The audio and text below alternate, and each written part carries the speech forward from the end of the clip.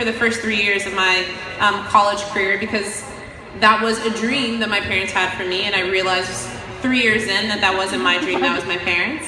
And even within the Muslim community, when you think of your parents and your aunties and your uncles and everyone, they say you can be a doctor, a lawyer, or like, you know, a chemical engineer, and that's it, right? Those are our options.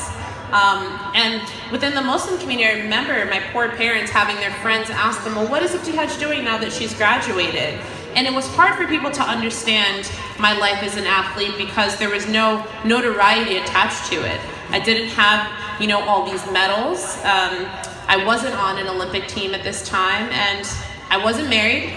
I wasn't in medical school. I wasn't in graduate school. I wasn't working on Wall Street. So I feel bad for my parents in that sense because that was something that they always, you know, had to almost be apologetic about amongst their own peers. And also for me, it was difficult to see your friends achieve things and you not really have that success yet, but believe and have faith in Allah's plan for you and believe that your dreams and aspirations will come true because you're still at that point in your career where you're working hard.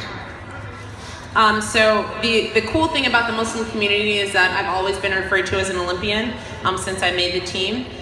We don't have Muslim women participating in sport, especially at the elite level. So people have called me an Olympic level fencer for forever, even when I wasn't.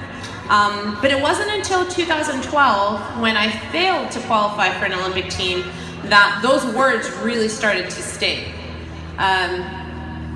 When I qualified for my first United States team in 2010, the Olympic qualifiers for the 2012 Games in London started a few months later.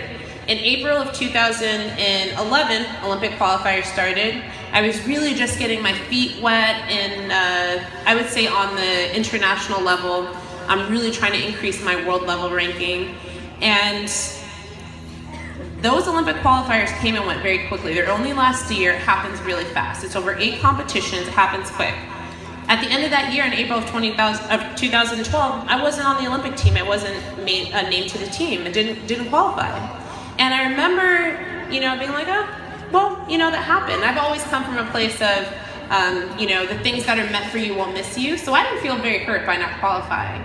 But I saw how it affected the people around me. I saw how, you know, my friends felt bad for me. My parents felt a little bad for me. I have teammates that I fenced with back in New York who it literally broke them not to qualify for the team.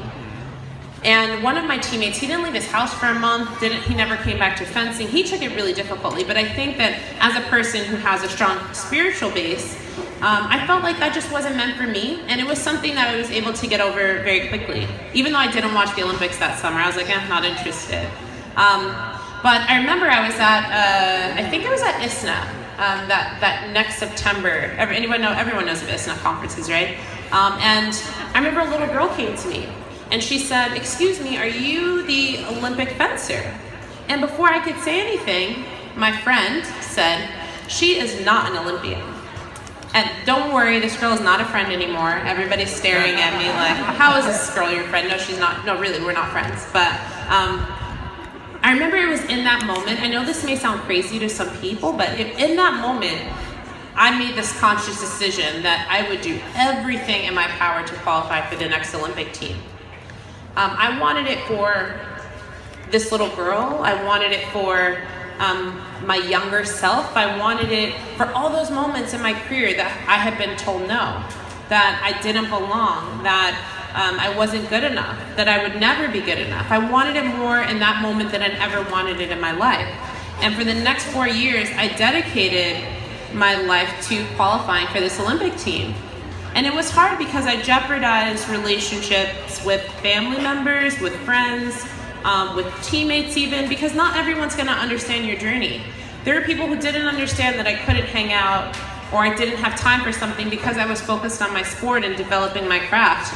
I was, you know, traveling and competing so much. Sometimes I would spend, you know, 2, 3, 4 weeks at home or away from home in Europe and Asia, not just qualifying for an Olympic team, but also trying to qualify for the next World Championships, right? When we think of the Olympics, they're every 4 years. what people don't know, in those 3 off years, we have world championships. And once you're on the team, you don't just get to coast. You have to re-qualify every year. So that, that struggle that you guys get to see every 4 years, that's my life as an athlete.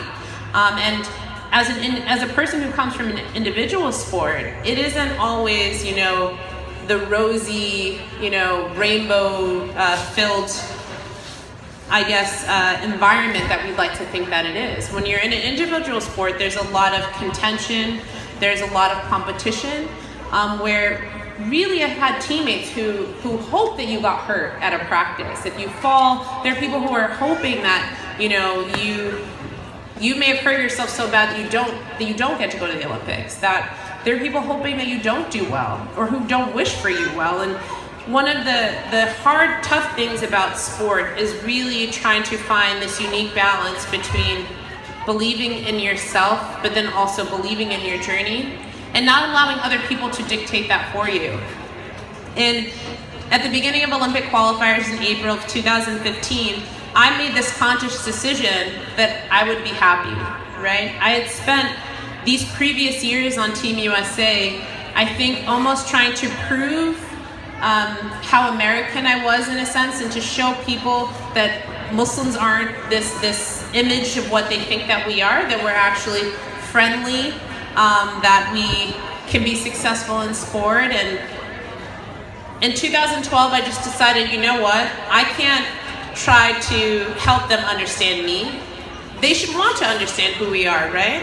And I decided I was going to be happy. I was going to travel to China for 2 weeks and be happy. I was going to eat crappy food overseas and be happy. I was going to spend time away from my family and miss them but be happy. I was going to perhaps go to a competition and maybe lose in the first round, but I decided that I would be happy. I would believe in Allah's journey for me, or in my journey that Allah had written for me, and I was going to be happy. I didn't care if I lost, I didn't care if I was tired, I didn't care if I was hungry. For an entire year of my life, I just decided I was going to be happy. And I believe that led me to qualifying for the Olympic team. I truly believe in positivity and envisioning yourself in that space in order to be successful.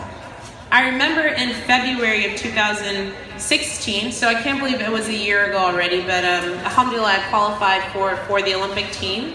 And I was competing in Athens, Greece. My mom was there, my sister was there. Not to get into too much detail, but I got crazy food poisoning the night before. I was super sick, wasn't feeling 100%, but literally a gift from Allah that I was able to perform well at this competition. So I win this medal. I think I took home bronze, and I remember when I landed back in New York, I was scheduling appointments, like physical therapy appointments, massage appointments. I was trying to work out a training schedule with my conditioning coach and everything. And I remember getting text messages from friends saying, "Congratulations, I can't believe you qualified for the Olympic team." And in that moment, I was like, oh man, Muslim community always thinks I qualified for the Olympic team, right? At this point, it hadn't happened. And I thought maybe it was just an alternative fact that people had received. I'm like, that's not true, but whatever. I remember when I opened my phone, I had a Google alert from teamusa.org that says, Muslim, American becomes first hijabi to qualify for an Olympic team. And I was like, I remember running to my parents being like, a Google alert said I qualified, like Team USA. So I found out online, like everyone else, that I made the Olympic team. But in that moment, I feel like my life almost just felt bigger than me, that my journey felt bigger than me, because over this last year, I feel like we as the Muslim community have been in such a difficult position, and probably the hardest that any of us have ever experienced in our lives. So to qualify for an Olympic team, in light of what was going on on the political scene, I think that it was really an Olympic team for all of us in a sense, because me competing at the Olympic Games as an African American Muslim woman in hijab immediately challenges the narrative that we've all been force-fed about Muslims for, in my opinion, far too long. And what I loved about being the first, of course I wish that I wasn't. I wish that there had been a Muslim woman before me to do this, because then it would have been easier for me as a kid to envision myself in this space. But what I love about this position that I'm in is that we get to challenge the notion that Muslim women are oppressed, that we don't have voices, that we wear all black. Even though I have on black, I happen to like black. That we're not all Arab. I'm African American. A lot of people don't know that more than a third of Muslims in this country are African American and are among the first Muslims to be here in the United States. So to be able to challenge that narrative, to show people that Muslim women are involved in sports and we're doing a lot more than what people think that we can do, has been really rewarding for me and humbling, because I want more than anything for people to see us Muslim Americans for more than I want them to see us for what we are, right? As active participants in our communities, as successful business owners, as the teachers of American youth, as amazing individuals that are able to build this beautiful mosque behind us and to be giving to our communities and extend a helping hand to the less fortunate and to speak for the oppressed. That's the Islam that I want people to know. That's what I want people to know about Americans here. I want to end, I guess, with a little note about my own success as an athlete. I think that, I don't want to pass any assumptions, but I also don't want people to think that I'm any different from anyone sitting in this room or under this tent, I guess. I tell people all the time that I'm a girl from New Jersey who decided to work hard. I don't think that I'm more talented than the next person. I don't think that I have this amazing gift or knack for fencing itself.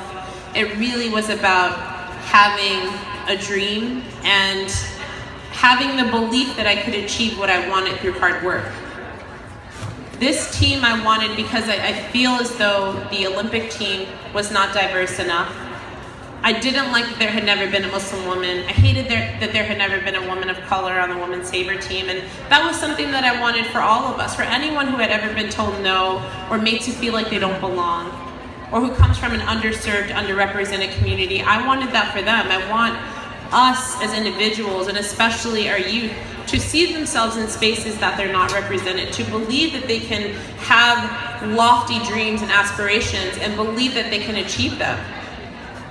And that is my story, that's my journey, that's what I feel like I've really tried to dedicate my life, especially over the last few months to extending my story to our youth and hopefully allowing them to find some inspiration in my story as an Olympic athlete. And I believe that my medal at the Olympic Games was not for me, but for all of us. And hopefully we can use it as a source of inspiration to challenge our youth to set big dreams and believe that they can achieve them.